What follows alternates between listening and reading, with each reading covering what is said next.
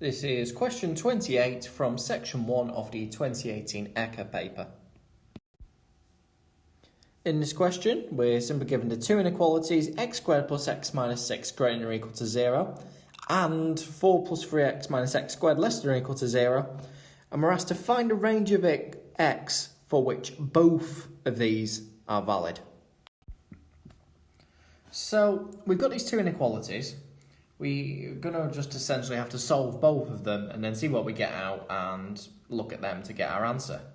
So x squared plus x minus 6 greater than or equal to 0. Well, our hope is that we can factorise this because that will make life a lot easier, and indeed we can. If we try a couple of things, we realise that plus 3 and minus 2 work, because 3 times minus 2 is 6, 3x minus 2x, well, we're good. So we've got here, how do we solve this inequality? Well, we could look at it case by case, and you could argue, oh look, if x is bigger than 2, both of these are positive, between 2 and minus 3, one positive, one negative, so it doesn't work, less than minus 3 are both negative, so it's fine.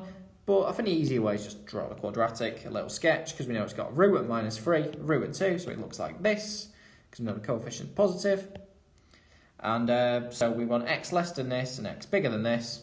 So x is less than or equal to minus 3, or x is greater than or equal to 2.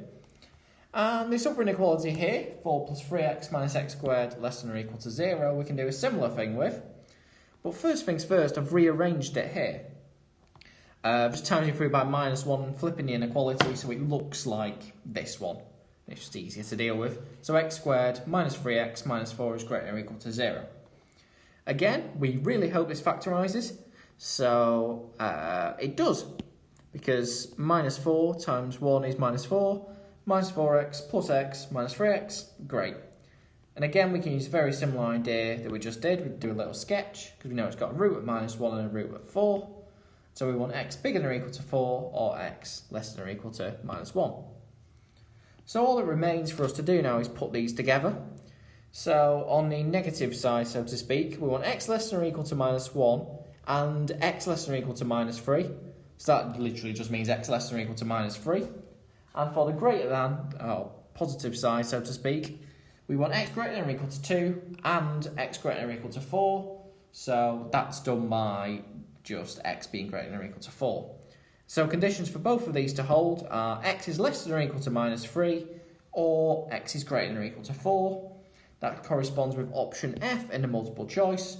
And so our answer is F.